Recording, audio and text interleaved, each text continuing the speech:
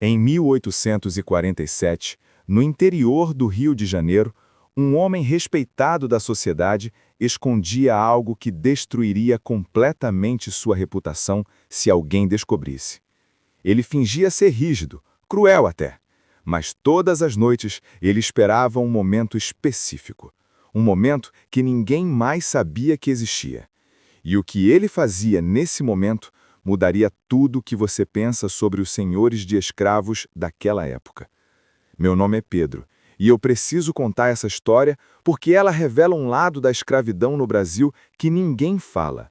Não é sobre rebelião, não é sobre fugas ousadas, é sobre algo muito mais perturbador, algo que acontecia nas sombras e que mostra como a exploração tomava formas que vão além do trabalho forçado nos cafezais e engenhos. Eu cresci ouvindo histórias sobre meu tataravô, o coronel Francisco de Almeida. Durante anos, a família toda o descrevia como um homem severo, um senhor de escravos que mantinha ordem na fazenda com mão de ferro. Mas quando minha avó estava no leito de morte, ela me contou algo diferente. Algo que a família havia escondido por gerações. Ela me deu um diário que pertencia à esposa do coronel Francisco, Dona Maria Leopoldina de Almeida. E o que estava escrito naquelas páginas amareladas pelo tempo me fez questionar tudo o que eu achava que sabia sobre minha própria história familiar. Dona Leopoldina descobriu por acaso. Foi numa noite quente de junho de 1847. Ela acordou no meio da madrugada e percebeu que o coronel Francisco não estava ao seu lado na cama. Isso não era completamente incomum. Ele às vezes fazia rondas noturnas pela fazenda, dizia que precisava garantir que nenhum escravo tentasse fugir para os quilombos das redondezas. Mas naquela noite, algo a incomodou. Talvez tenha sido intuição feminina, talvez tenha sido o jeito como ele havia agido estranho durante o jantar. Ela se levantou, colocou um chale sobre os ombros e saiu procurando por ele. A fazenda Santa Cruz tinha quase 300 hectares, com campos de café que se estendiam até onde a vista alcançava. Havia também a casa grande, é claro, onde eles moravam com os seus 3 filhos, e as senzalas, onde mais de 150 escravos dormiam amontoados. Mas havia outro lugar, um lugar que poucos prestavam atenção, um pequeno córrego que cortava a propriedade, escondido por uma mata densa de bambus e jequitibás. Foi lá que Dona Leopoldina o encontrou. Ela escreveu no diário que inicialmente não entendeu o que estava vendo. Estava escuro. Apenas a luz da lua cheia iluminava a cena. Ela viu o coronel Francisco escondido atrás de uma moita densa, completamente imóvel, observando algo. Dona Leopoldina ficou confusa. O que ele estava fazendo ali, sozinho, no meio da madrugada? Ela estava prestes a chamá-lo quando ouviu vozes. Vozes vindas do córrego. Ela se abaixou, escondeu-se também e olhou na direção que seu marido observava. E foi aí que ela viu. Um grupo de homens escravizados, cerca de 7 ou 8, completamente despidos, tomando banho no córrego. A água batia na cintura deles e eles conversavam baixo enquanto se lavavam. Era uma cena comum, algo que acontecia quase todas as noites de verão. Depois de um dia inteiro quebrando as costas nos cafezais sob o sol escaldante, os escravos iam até o córrego para se refrescar. Os feitores sabiam disso, todo mundo sabia. Era tolerado porque mantinha os escravos minimamente limpos e ajudava a evitar doenças. Mas o que não era normal, o que fez o coração de Dona Leopoldina gelar, foi perceber que seu marido estava ali, escondido, observando. Não estava fazendo ronda, não estava verificando se tudo estava em ordem. Ele estava simplesmente ali, parado, olhando fixamente para aqueles homens nus. Ela escreveu no diário que ficou paralisada por alguns minutos, sem conseguir processar o que via. O coração dela batia tão forte que ela tinha medo de que alguém pudesse ouvir.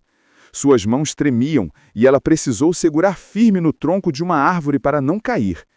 Então, devagar, voltou para a casa grande, pisando com cuidado para não fazer barulho, segurando a barra do vestido para não tropeçar nas raízes que atravessavam o caminho. Ela entrou no quarto e fingiu estar dormindo quando o coronel Francisco voltou, quase 1 hora depois. Mas aquilo não saiu da cabeça dela. Durante os dias seguintes, Dona Leopoldina começou a prestar atenção em coisas que antes passavam despercebidas. O jeito como o marido sempre insistia em fazer pessoalmente a escolha dos escravos que seriam comprados nos leilões do Valongo, no Rio de Janeiro. Como ele sempre escolhia homens jovens, fortes, de corpos bem desenvolvidos. Ela havia pensado que era apenas questão prática. Afinal, homens mais fortes trabalhavam melhor nos cafezais e engenhos. Mas agora essa explicação não parecia mais suficiente. Ela lembrou de uma vez, 3 anos atrás, quando foram juntos ao Valongo. Era um lugar horrorizado, com centenas de africanos recém-chegados dos navios negreiros, magros, doentes, traumatizados.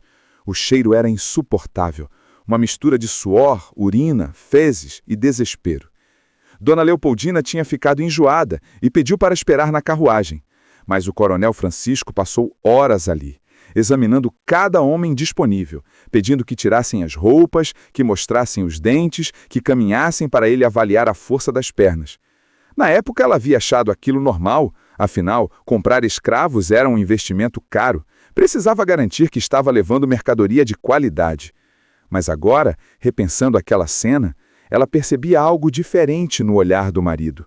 Uma atenção excessiva aos detalhes dos corpos, um tempo demorado demais observando cada homem nu na sua frente.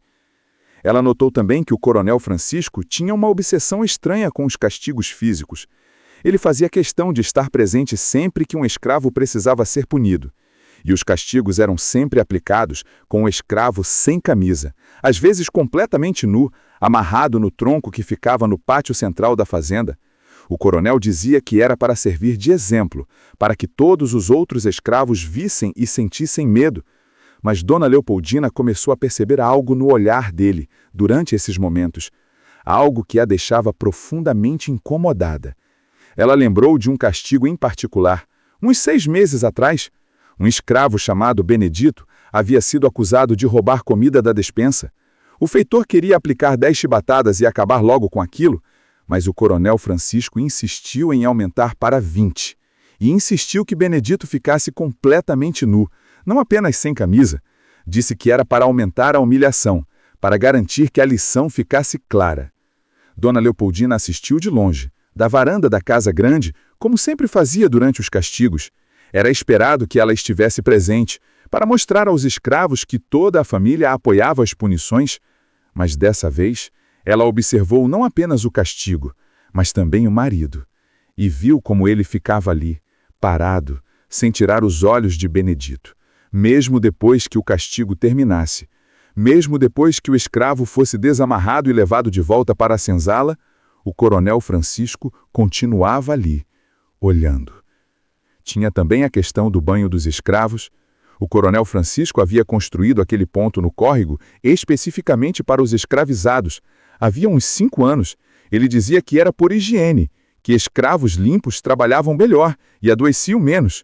Inclusive costumava se gabar para os outros fazendeiros da região sobre como ele era um senhor de escravos moderno que se preocupava com a saúde de sua propriedade. Mas agora Dona Leopoldina entendia que talvez houvesse outro motivo. Um motivo que ele jamais admitiria, nem para si mesmo.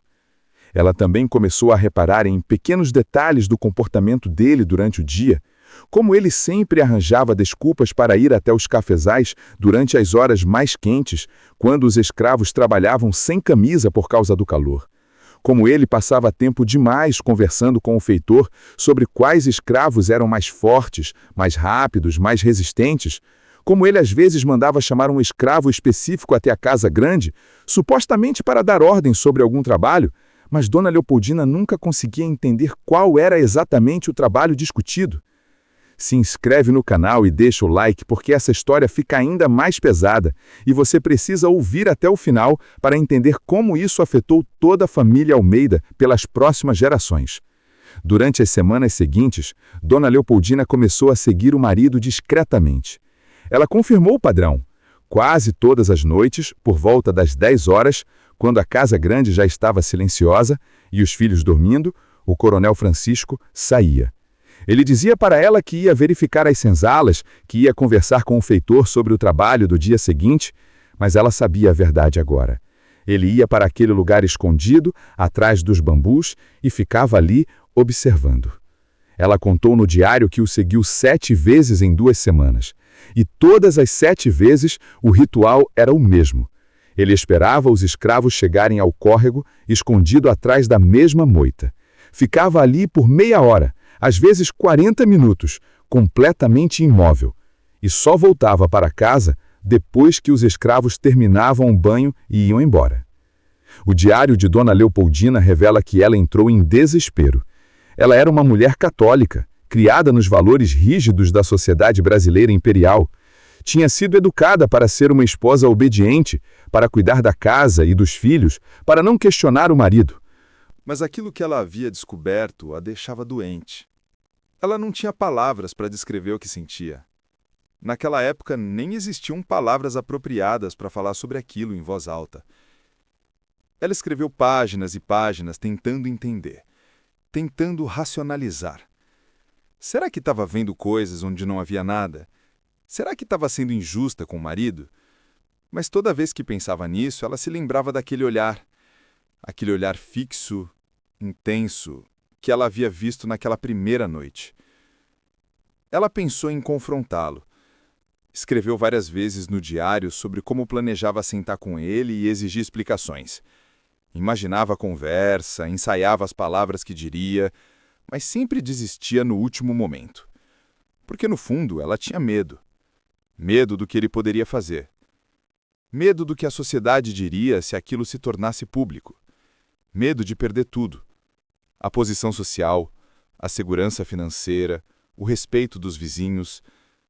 Porque, veja bem, naquela época, uma mulher que acusasse o marido publicamente de qualquer coisa corria o risco de ser vista como a culpada.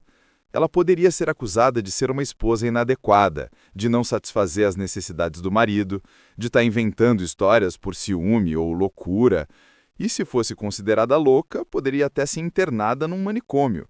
Isso acontecia com mulheres que desafiavam os maridos. Então ela decidiu fazer algo diferente.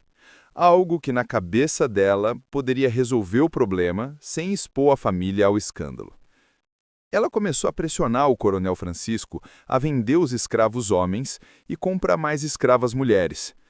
A justificativa que ela usou foi inteligente.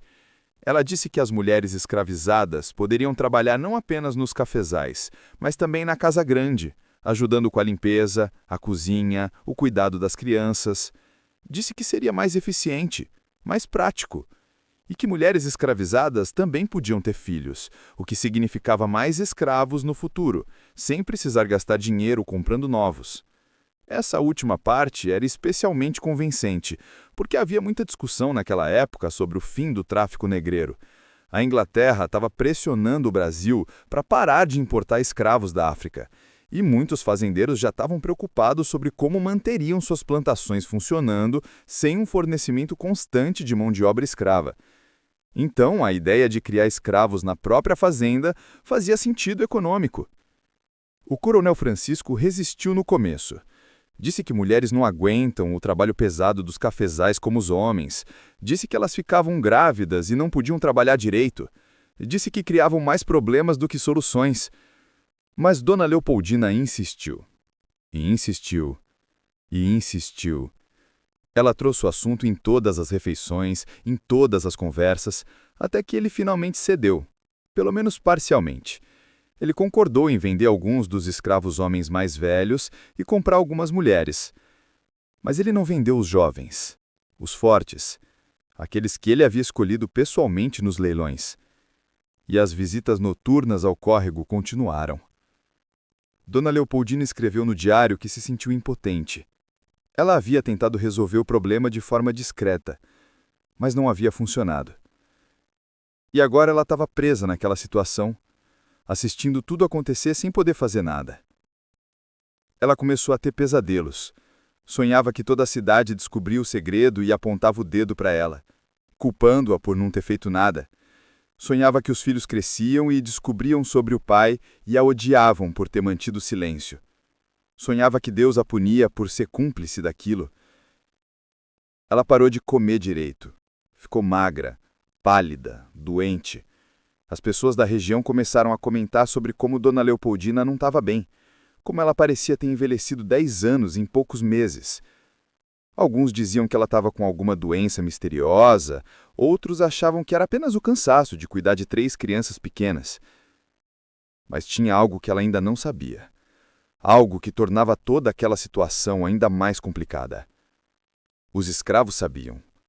Eu descobri isso quando encontrei outro documento anos depois de ler o diário de Dona Leopoldina. Era uma carta escrita por um homem chamado João, que havia sido escravo na fazenda Santa Cruz. Ele havia aprendido a ler e escrever em segredo, ensinado por um dos filhos do coronel Francisco, que gostava de brincar de professor. E depois que a Lei Áurea foi assinada em 1888, décadas depois dos eventos que eu estou contando, João escreveu as suas memórias. Essas memórias foram guardadas por seus descendentes e eventualmente chegaram até mim através de uma pesquisa que eu fiz sobre a história da fazenda. A carta de João tinha 16 páginas, escritas com uma caligrafia irregular, mas legível. Ele começava contando sobre a chegada na fazenda Santa Cruz quando era uma criança de 8 anos, separado da mãe e vendido junto com outros escravos de uma fazenda que havia falido. Ele descrevia o medo, a confusão, a dor de não saber se voltaria a ver a mãe algum dia. Mas o que me interessou especialmente foi a parte sobre o coronel Francisco. João dedicou 4 páginas inteiras para falar sobre ele. Na carta, João conta que os escravos sempre souberam sobre o coronel Francisco.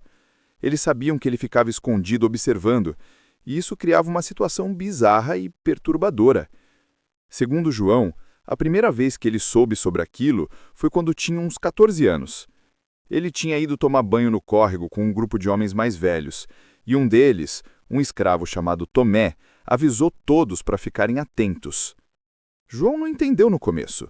Ficarem atentos para quê? Mas então Tomé explicou, em voz baixa, quase um sussurro, que o coronel costumava ficar escondido observando. João escreveu que no começo não acreditou. Achou que Tomé estava inventando histórias ou fazendo algum tipo de piada, mas depois, na segunda vez que foi ao córrego, ele prestou atenção e viu. Viu o movimento na moita. Viu a silhueta do coronel Francisco escondido ali. Veja bem, os escravos não tinham escolha. Eles precisavam tomar banho, precisavam se limpar depois de um dia inteiro de trabalho forçado sob o sol, e o córrego era o único lugar onde podiam fazer isso. Então eles iam, mesmo sabendo que estavam sendo observados, porque a alternativa era ficar sujo, adoecer, talvez morrer. E eles já viviam uma vida que valia muito pouco aos olhos da sociedade daquela época. Mas João escreveu algo que me partiu o coração.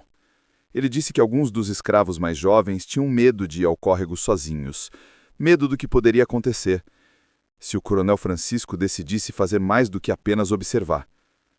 Então, eles iam em grupo, nunca sozinhos, e ficavam sempre alertas, sempre tensos, mesmo naquele momento que deveria ser de descanso e alívio. João descreveu como era aquele banho. Eles chegavam ao córrego exaustos, com o corpo dolorido pelo trabalho do dia, as costas queimando de tanto carregar sacos de café, as mãos feridas das ferramentas, os pés machucados de andar descalço na plantação o dia inteiro. Tudo que eles queriam era um momento de paz, alguns minutos para deixar a água fresca aliviar a dor. Mas eles não podiam relaxar completamente. Sempre havia aquela consciência de que estavam sendo observados. Alguns faziam piada para lidar com a situação. Riam alto, faziam comentários sarcásticos. Era uma forma de manter a dignidade, de mostrar que não estavam completamente quebrados por aquilo. Mas por baixo das piadas, todos sentiam uma vergonha profunda, uma sensação de violação que não conseguiam expressar em palavras. João também escreveu como os escravos comentavam entre si sobre o comportamento estranho do coronel Francisco. Faziam piadas ácidas, usavam apelidos maldosos para se referir a ele quando estavam longe dos ouvidos dos feitores. Chamavam ele de nomes que eu não vou repetir aqui, mas que deixavam claro o que pensavam sobre aquilo. Era uma forma de resistência, de manter alguma dignidade numa situação completamente degradante. Mas por baixo das piadas havia medo. Sempre havia medo. Porque eles sabiam que o coronel Francisco tinha poder total sobre eles.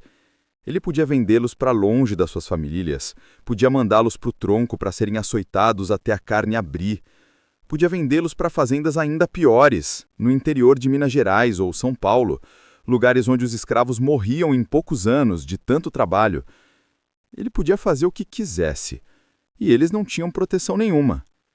João contou que um escravo chamado Domingos tinha tentado reclamar uma vez. Domingos era mais velho, tinha uns 40 anos e tinha alguma autoridade entre os outros escravos. Ele tinha ido falar com o feitor, disse que os homens não se sentiam confortáveis tomando banho sabendo que estavam sendo observados. Pediu se não podia ter algum horário específico, ou algum aviso, ou qualquer coisa que desse a eles um mínimo de privacidade. O feitor tinha rido na cara dele. Disse que escravo não tinha direito à privacidade. Disse que eles deviam era agradecer por ter um lugar para tomar banho, que em outras fazendas os escravos morriam de doença por falta de higiene. E ainda deu 5 chibatadas em Domingos por estar reclamando. Depois disso, ninguém mais tentou falar nada oficialmente. Eles apenas conviviam com aquela situação. Conviviam com a sensação de serem observados, de terem sua privacidade invadida, de serem tratados como objetos e não podiam fazer absolutamente nada a respeito. João escreveu que essa sensação de não ter controle sobre o próprio corpo era uma das piores partes da escravidão. Pior até do que o trabalho duro, pior do que a comida ruim, pior do que as punições físicas, porque era algo constante. Algo que os lembrava todo santo dia de que não eram donos nem mesmo de si mesmos. E havia outras situações também. João contou que o coronel Francisco, às vezes, mandava chamar um escravo específico para fazer algum trabalho na casa grande. Geralmente era algo simples, carregar móveis, consertar alguma coisa, mas sempre escolhia os homens mais jovens e fortes. E sempre pedia que tirassem a camisa, dizendo que era para não sujar com o suor. Os escravos sabiam que aquilo era estranho.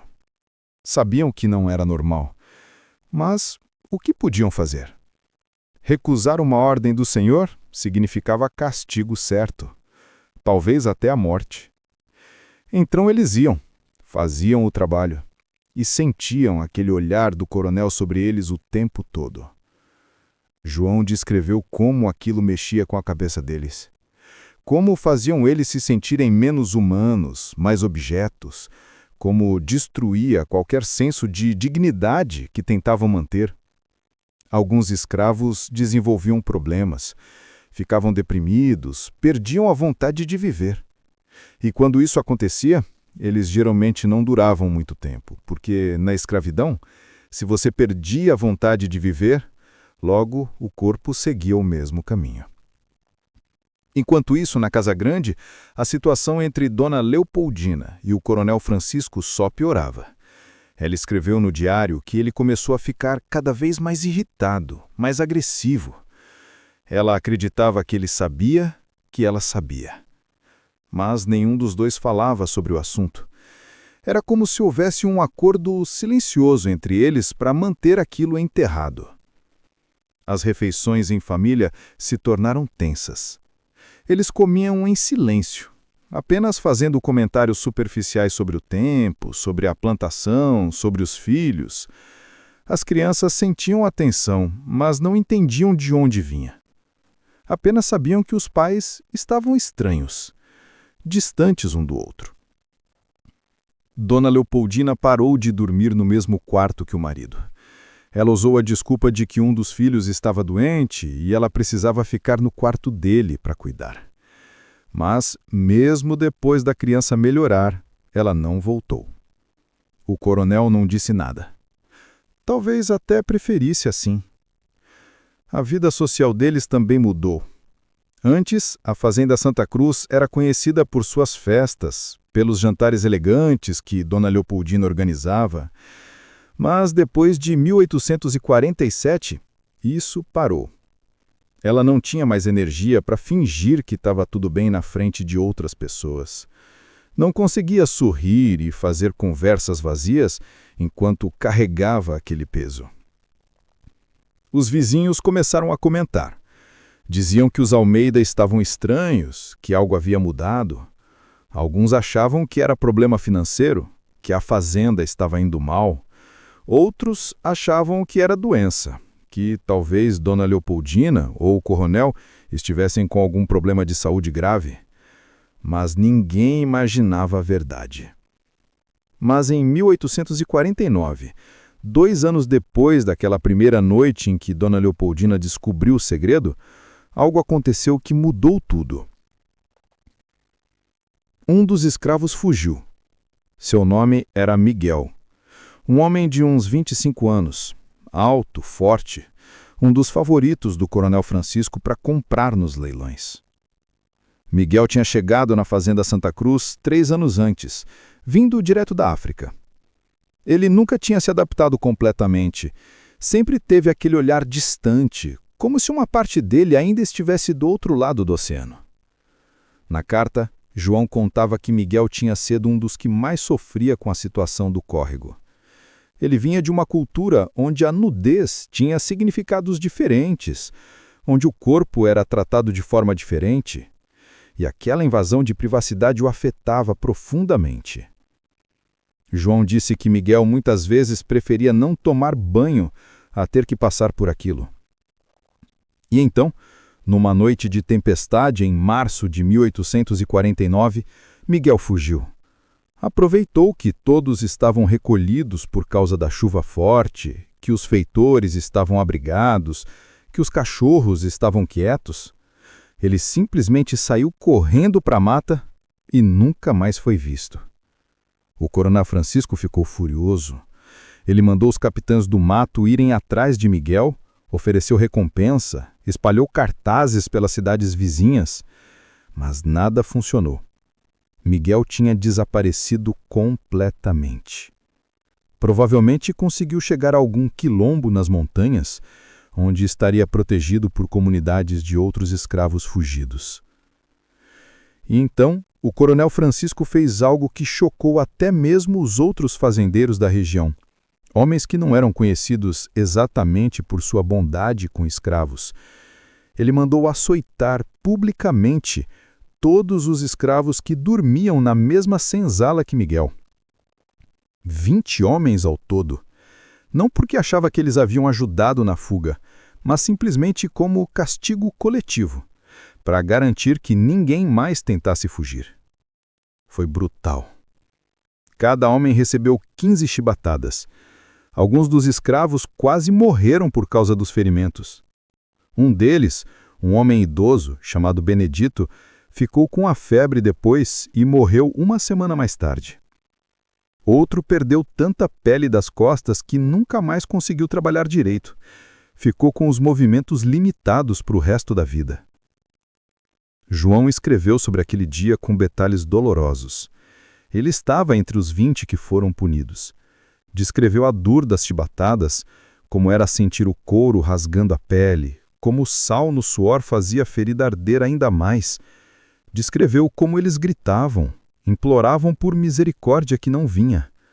Descreveu como o coronel Francisco ficou ali o tempo todo, assistindo cada segundo daquilo. E Dona Leopoldina, assistindo de longe, percebeu algo.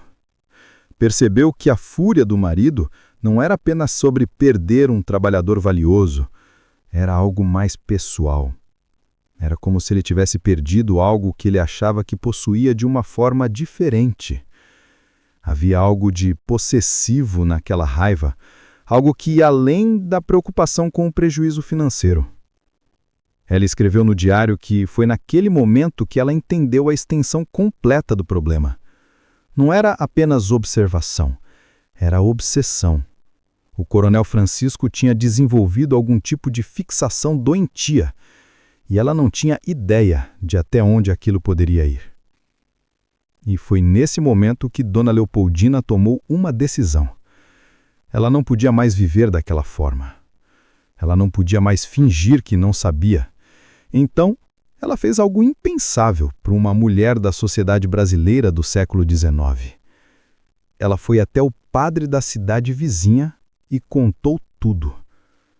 Não foi ao padre local, o padre Antônio, porque ele era amigo do coronel Francisco e almoçava na fazenda Santa Cruz todo domingo. Ela sabia que não seria ouvida por ele. Então, ela pegou a carruagem e viajou quase 50 quilômetros até a cidade de Vassouras, onde havia um padre jesuíta chamado Joaquim, que ela nunca tinha conhecido pessoalmente, mas que tinha ouvido falar que era um homem justo e sério. E ali, sentada numa cadeira dura de madeira, em um lugar escuro e úmido, com cheiro de mofo e belas, ela despejou tudo. Contou sobre as visitas noturnas ao córrego, sobre a forma como o marido escolhia os escravos, sobre os castigos excessivos, sobre tudo. Ela chorou enquanto falava. Não tinha chorado desde que descobrira o segredo, meses antes. Tinha mantido tudo guardado, tentando ser forte. Mas ali, na frente daquele padre que era um completo estranho, ela finalmente deixou sair. Chorou pela situação, chorou pelos escravos, chorou por si mesma, chorou pelos filhos que estavam crescendo naquele ambiente doente. O padre Joaquim ficou chocado. Ele ouviu tudo em silêncio, sem interromper, as mãos entrelaçadas sobre a mesa, o rosto ficando cada vez mais sério. Quando ela terminou de falar, ele ficou em silêncio por alguns minutos, claramente tentando processar o que havia ouvido. E então, ele disse algo que deixou Dona Leopoldina completamente desesperada. Ele disse que aquilo era gravíssimo, que era um pecado terrível. Mas então acrescentou que, infelizmente, não podia fazer nada, porque oficialmente o que o coronel Francisco estava fazendo não era crime. Ele não estava violentando ninguém fisicamente, pelo menos não dessa forma específica. Ele estava apenas observando pessoas que eram, aos olhos da lei brasileira daquela época, sua propriedade. Ele tinha direito de fazer o que quisesse com sua propriedade. O padre explicou que, mesmo que quisesse denunciar, não havia autoridade que fosse fazer alguma coisa a respeito. Os juízes da região eram todos fazendeiros também, ou filhos de fazendeiros, ou dependiam de fazendeiros para manter suas posições. Ninguém ia querer criar um escândalo que pudesse abalar toda a estrutura social da região.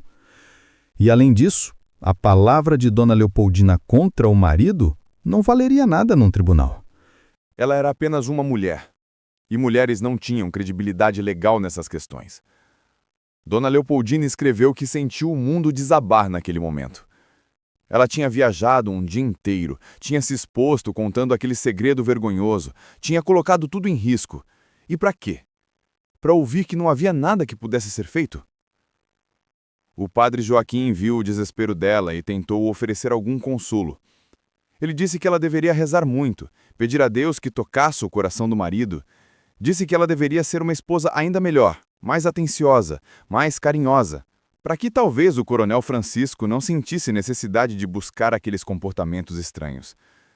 Disse que talvez, se ela cumprisse melhor seus deveres conjugais, o problema se resolvesse naturalmente.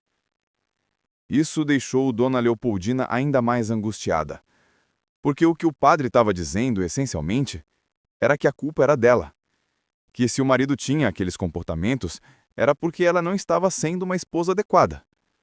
Era a mesma mensagem que ela tinha ouvido a vida inteira, em todas as situações. Se algo dava errado no casamento, a culpa era sempre da mulher. O padre Joaquim também a aconselhou ela fortemente a nunca, jamais, contar aquilo para mais ninguém. Disse que se o segredo vazasse, seria ela quem sofreria as consequências. A sociedade não perdoaria uma mulher que expusesse o marido publicamente, mesmo que ele estivesse errado. Ela seria vista como uma esposa desleal, uma mulher problemática, talvez até louca, e seus filhos carregariam a vergonha pelo resto das vidas. Ele sugeriu que talvez fosse melhor ela simplesmente aceitar a situação, que muitos casamentos tinham seus problemas, seus segredos, e que as esposas virtuosas aprendiam a conviver com isso em silêncio. Que o sofrimento em silêncio era uma forma de santidade, e que ela seria recompensada no céu por sua paciência. Dona Leopoldina voltou para casa completamente arrasada. Ela escreveu no diário que se sentiu completamente sozinha, que não havia ninguém para ajudá-la, Nenhuma instituição, nenhuma autoridade, nenhuma pessoa. Que ela estava presa naquela situação tanto quanto os escravos estavam presos nas senzalas. De formas diferentes, claro. Ela tinha uma vida confortável, comida na mesa, roupas bonitas, uma cama quente, mas presa mesmo assim. Presa pelas expectativas sociais, pelas leis que não a protegiam, pela estrutura de poder que colocava o marido como autoridade absoluta. Presa pela falta de opções, pela falta de recursos, pela falta de uma rede de apoio. Presa pelo medo do que aconteceria se ela desafiasse abertamente aquela situação. E então ela fez a única coisa que ainda estava ao seu alcance. Ela começou a documentar tudo. Cada detalhe, cada observação, cada conversa. Ela encheu páginas e páginas do diário com informações sobre o comportamento do marido. Anotava as datas das visitas ao córrego, os nomes dos escravos que parecia observar com mais atenção, os detalhes dos castigos que ele ordenava. Ela não sabia exatamente por que estava fazendo aquilo. Talvez fosse apenas uma forma de processar o trauma, de colocar para fora tudo que não podia falar em voz alta. Talvez fosse uma tentativa de manter a sanidade, de ter algum controle sobre uma situação que estava completamente fora de controle. Ou talvez, no fundo, ela esperasse que um dia aquele registro pudesse servir de prova, que um dia alguém pudesse usar aquelas informações para fazer justiça. Os anos passaram lentamente na fazenda Santa Cruz. A rotina continuava, implacável. Os escravos acordavam antes do sol nascer, trabalhavam até o corpo não aguentar mais, voltavam para as senzalas à noite exaustos. A casa grande mantinha suas aparências de normalidade. As crianças cresciam, os cafezais produziam, o dinheiro entrava. Mas, por baixo dessa superfície de normalidade, tudo estava podre. O casamento de Dona Leopoldina e do Coronel Francisco era uma farsa. Eles mal se falavam, exceto quando absolutamente necessário. Dormiam em quartos separados, faziam as refeições em silêncio tenso. Quando precisavam aparecer juntos em público, nas poucas ocasiões sociais que ainda frequentavam, colocavam máscaras de casal respeitável, mas todos que o conheciam bem percebiam que algo estava errado. Os filhos cresceram nesse ambiente de tensão não dita. O mais velho, Francisco Júnior, se tornou uma pessoa fechada, que evitava demonstrar emoções. A filha do meio, Isabel, desenvolveu ansiedade severa e passava a maior parte do tempo trancada no quarto. O mais novo, Carlos, se tornou agressivo, vivia arrumando briga com os outros meninos da região. Dona Leopoldina tentava proteger os filhos, mas como poderia explicar para eles o que estava acontecendo? Como poderia colocar em palavras algo que ela mesma mal conseguia processar? Então ela apenas tentava dar carinho, atenção, alguma sensação de segurança naquele ambiente que era tudo menos seguro.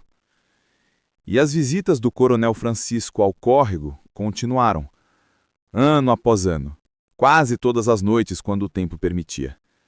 Ele desenvolveu uma rotina tão previsível que até os escravos sabiam exatamente quando ele estaria lá.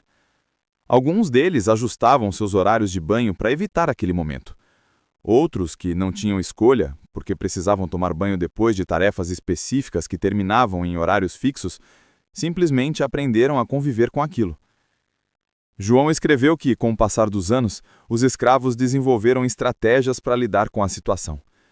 Eles tomavam banho o mais rápido possível, sem conversar, sem relaxar.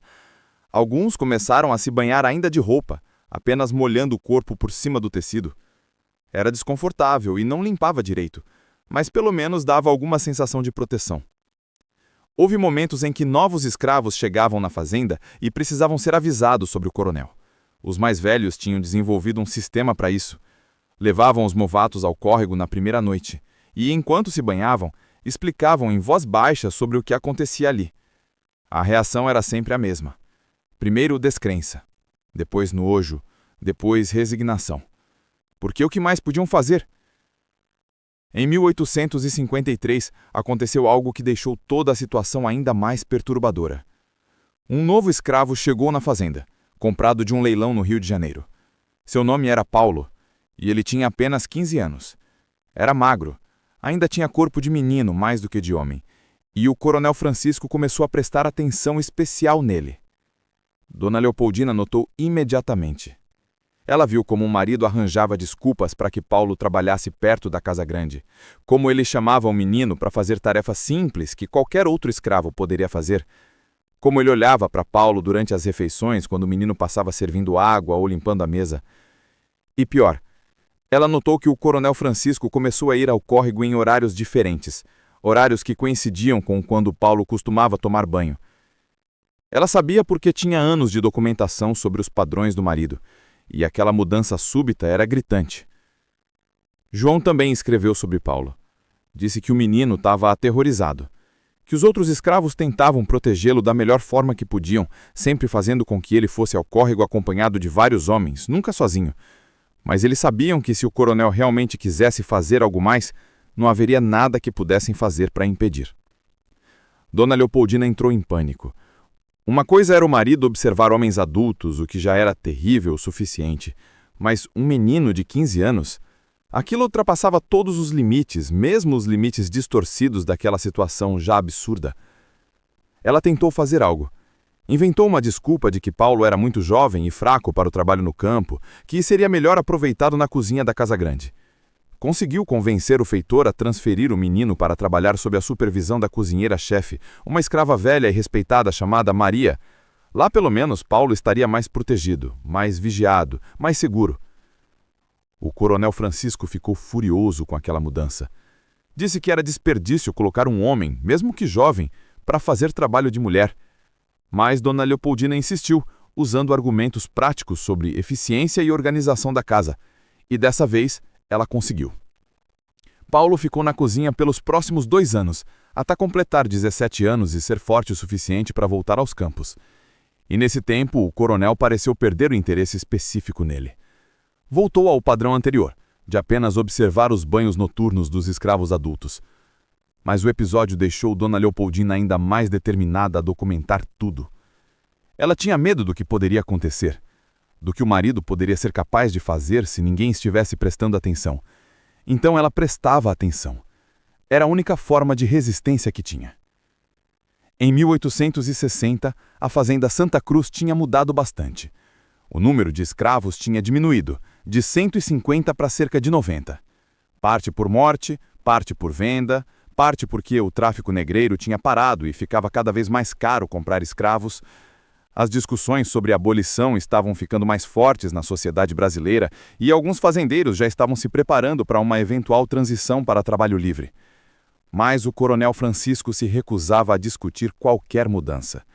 Ele dizia que escravidão era natural, que sempre existiu e sempre existiria, que os negros eram inferiores e precisavam da orientação dos brancos, que abolir a escravidão seria o fim da civilização brasileira. Ele ficava cada vez mais radical nessas opiniões conforme os anos passavam. E as visitas ao córrego continuavam. Mesmo quando ele ficava mais velho, quando os cabelos branquearam e o corpo começou a ficar mais fraco, as visitas continuavam. Porque aquilo não era apenas sobre desejo físico, era sobre poder, era sobre controle, era sobre ter acesso irrestrito a outros corpos, sem consequências, sem limites, sem ninguém para dizer não. João escreveu que, com o passar dos anos, a situação se normalizou de uma forma doentia. Os escravos simplesmente aceitavam que aquilo era parte da vida na fazenda Santa Cruz. Não gostavam, não concordavam, mas pararam de ficar surpresos ou chocados. Era apenas mais uma das muitas violações que sofriam diariamente. E essa normalização, essa aceitação forçada, era talvez a parte mais triste de tudo. Porque mostrava como o sistema da escravidão não apenas permitia abusos, mas forçava as vítimas a conviverem com eles como se fossem normais, como se fossem inevitáveis, como se fossem apenas parte da vida. Em 1865, durante a Guerra do Paraguai, o governo brasileiro começou a recrutar escravos para lutar. A promessa era de que eles seriam libertos depois da guerra. O coronel Francisco foi obrigado a enviar alguns de seus escravos. Ele escolheu 10 homens, e entre eles estava João. João escreveu sobre como aquela guerra foi ao mesmo tempo terrível e libertadora. Terrível porque viu coisas horríveis, porque quase morreu várias vezes, porque perdeu amigos. Mas libertadora, porque pela primeira vez na vida, Ele não era propriedade de ninguém. Ele era um soldado. Tinha um uniforme, tinha um rifle, tinha ordens que vinham de oficiais militares e não de senhores de escravos. E quando a guerra terminou, em 1870, João não voltou para a fazenda Santa Cruz. Tecnicamente, ele tinha direito à liberdade pela promessa do governo, mas o processo legal era complicado e demorado. Então, ele simplesmente desapareceu. Foi para o Rio de Janeiro, mudou de nome, começou uma vida nova, como um homem livre. Foi só décadas depois, já velho, vivendo com os netos, que ele decidiu escrever suas memórias. Ele queria que as novas gerações soubessem o que tinha sido a escravidão. Não apenas os aspectos óbvios, mas também as violações mais sutis, mais psicológicas, mais difíceis de descrever. Enquanto isso, na fazenda Santa Cruz, a vida continuava. Dona Leopoldina estava ficando velha. Ela tinha agora 47 anos, o que naquela época era considerado idoso. Ela estava cansada. Cansada de fingir, cansada de documentar, cansada de carregar aquele peso sozinha. Seus filhos já eram adultos. Francisco Júnior tinha se casado e saído de casa. Isabel tinha se tornado uma solteirona reclusa. Passava os dias rezando e bordando. Carlos tinha se mudado para o Rio de Janeiro. Dizia que queria estudar direito, mas, na verdade, passava o tempo em festas e bebendo. E o coronel Francisco estava ficando velho também. Ele tinha 62 anos, estava com a saúde debilitada, caminhava com dificuldade. Mas as visitas ao córrego continuavam, mesmo que agora ele não conseguisse mais ficar escondido por tanto tempo como antes. Em 1871, foi aprovada a Lei do Ventre Livre, que libertava os filhos de escravos nascidos a partir daquela data. Foi um passo importante rumo à abolição completa, mas também criou uma situação estranha nas fazendas. Agora havia crianças que tecnicamente eram livres, mas que viviam nas senzalas com os pais que ainda eram escravos. O coronel Francisco ficou furioso com aquela lei. Disse que era o começo do fim, que o Brasil estava se destruindo. Ele se tornou ainda mais cruel com os escravos que restavam, como se quisesse compensar o fato de estar perdendo poder sobre eles. E então, em 1875, Dona Leopoldina adoeceu. Foi súbito. Ela começou a ter febres, dores no corpo, fraqueza. Os médicos disseram que era provavelmente malária, ou talvez alguma infecção. Eles tentaram vários tratamentos, mas nada funcionava. Ela passou os últimos meses de vida acamada. E durante esse tempo, ela pediu para que trouxessem o diário para ela. Ela o folheava, lia suas próprias palavras escritas tantos anos antes e chorava. Chorava por tudo que tinha acontecido, por tudo que ela não tinha conseguido impedir, por todos os anos desperdiçados naquele matrimônio horrível. Uma semana antes de morrer, ela chamou Isabel, sua filha, e deu o diário para ela. Disse que era importante, que um dia alguém precisaria saber daquela história. Isabel pegou o diário sem entender completamente o que a mãe estava dizendo, mas ela guardou, como tinha sido instruída. Dona Leopoldina morreu em novembro de 1875, aos 62 anos. O funeral foi simples, poucas pessoas compareceram. Ela tinha se tornado uma figura reclusa ao longo dos anos, e a maioria das pessoas da região nem se lembrava mais dela. O coronel Francisco viveu mais 3 anos.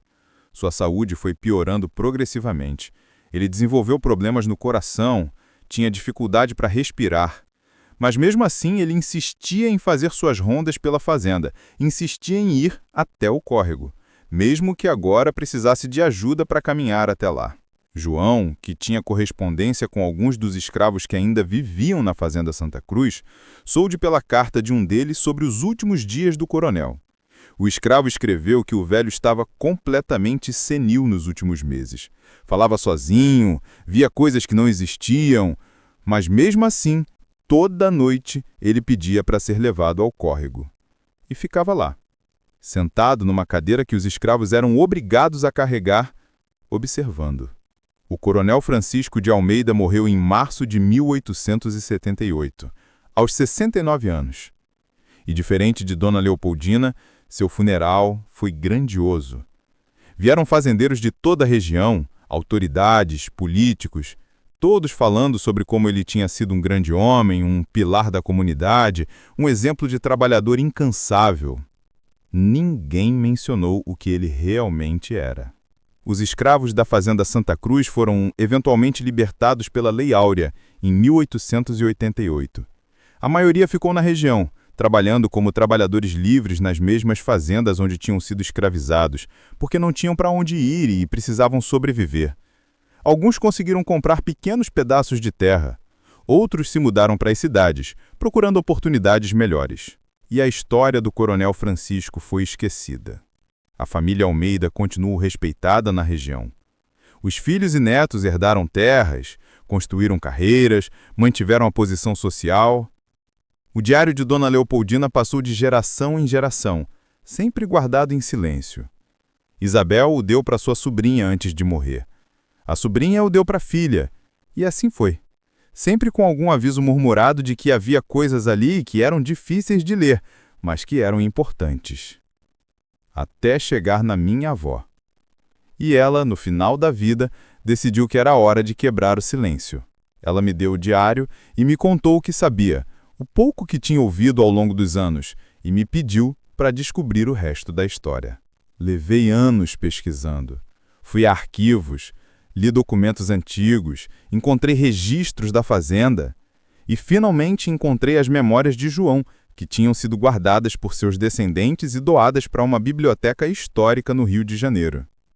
Quando juntei tudo, quando vi a história completa através dos olhos de Dona Leopoldina e dos olhos de João, entendi a magnitude do que tinha acontecido. Não era apenas sobre um homem com comportamentos estranhos. Era sobre todo um sistema que permitia, que facilitava, que até encorajava esse tipo de abuso. A escravidão no Brasil não era apenas sobre trabalho forçado. Era sobre controle total, absoluto, completo sobre outro ser humano. Era sobre ter poder de vida e morte, de liberdade e prisão, de dignidade e degradação. E esse poder se manifestava de incontáveis formas. Algumas óbvias, como o açoite e o trabalho brutal. Outras mais sutis, como a invasão constante da privacidade, a objetificação dos corpos, a negação da humanidade básica. O caso do Coronel Francisco mostra como o poder absoluto corrompe de formas que às vezes nem conseguimos imaginar. Ele não precisava esconder suas ações porque sabia que não haveria punição. A sociedade daquela época não via os escravos como pessoas com direito à dignidade, à privacidade, ao respeito. Eles eram propriedade. E propriedade não tem direitos. E isso criava um ambiente onde todo o tipo de abuso era possível. Abusos físicos, sim, mas também abusos psicológicos, emocionais, sexuais. Abusos que não deixavam marcas visíveis, mas que destroçavam as pessoas por dentro.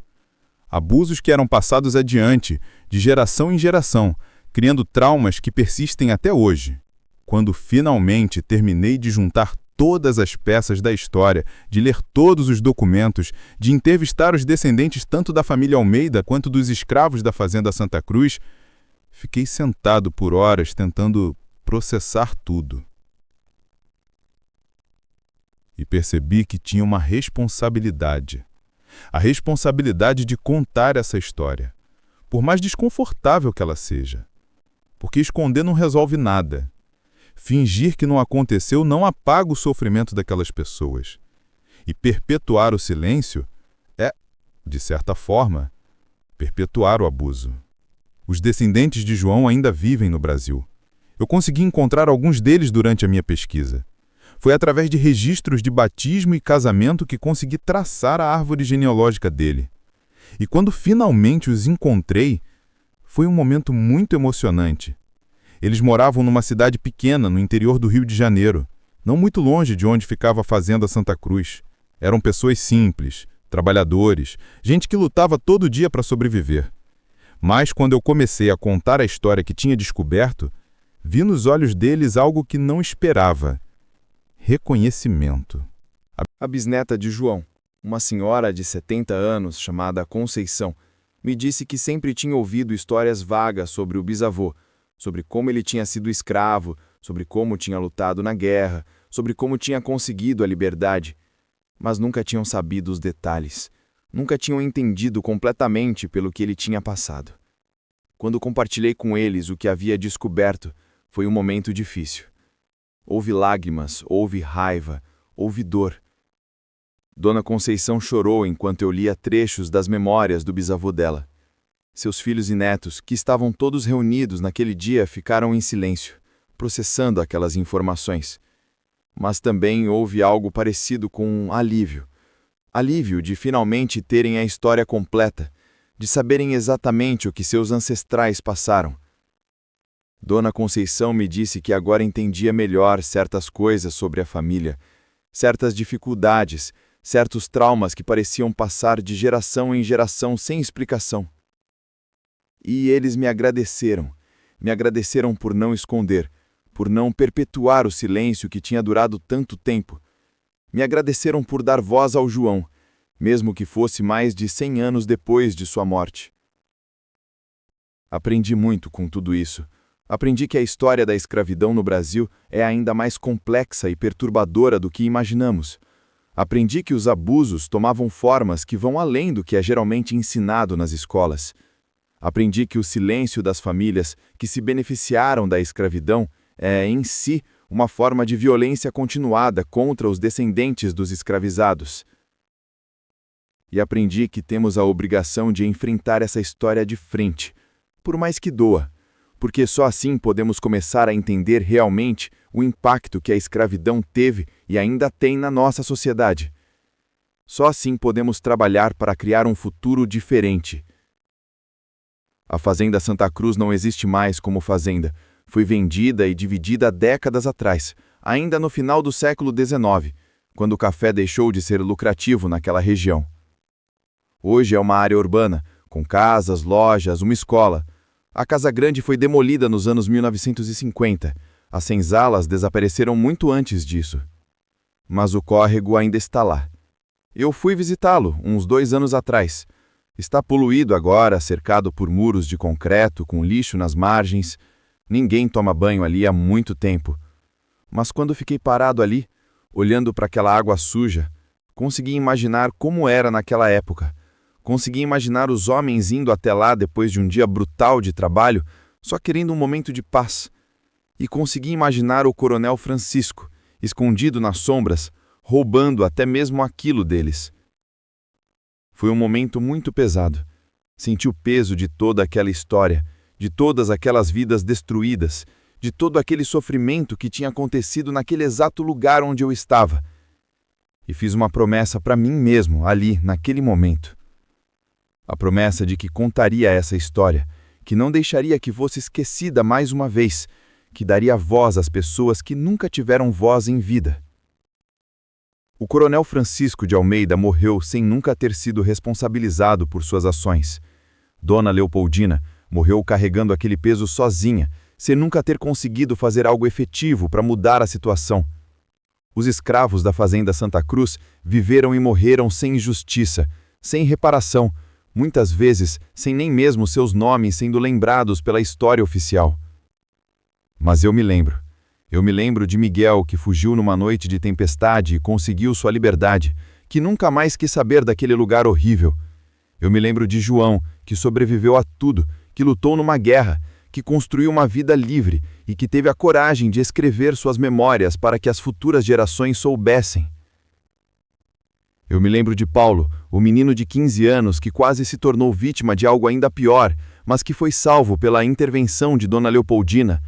Eu me lembro de Tomé, de Benedito, de Domingos, de todos aqueles homens cujos nomes aparecem nas páginas do diário e das memórias, homens que viveram vidas inteiras de sofrimento, mas que mantiveram sua humanidade mesmo quando tudo conspirava para tirá-la deles. E eu me lembro de Dona Leopoldina, que mesmo sendo parte do sistema opressor, mesmo se beneficiando da escravidão toda a vida, pelo menos reconheceu que havia algo terrivelmente errado. Ela não foi uma heroína, longe disso. Ela não fez nada de concreto para mudar a situação, mas ela documentou. Ela resistiu da única forma que podia. Ela deixou um registro para que um dia a verdade pudesse vir à tona. Essa é a história completa do Coronel Francisco de Almeida, o senhor de escravos casado que fingia ser apenas um fazendeiro rígido e respeitável, mas que escondia um comportamento perturbador, que exemplifica como a escravidão criava condições para todo tipo de abuso. É uma história difícil de contar e provavelmente foi difícil de ouvir, mas é uma história que precisa ser conhecida.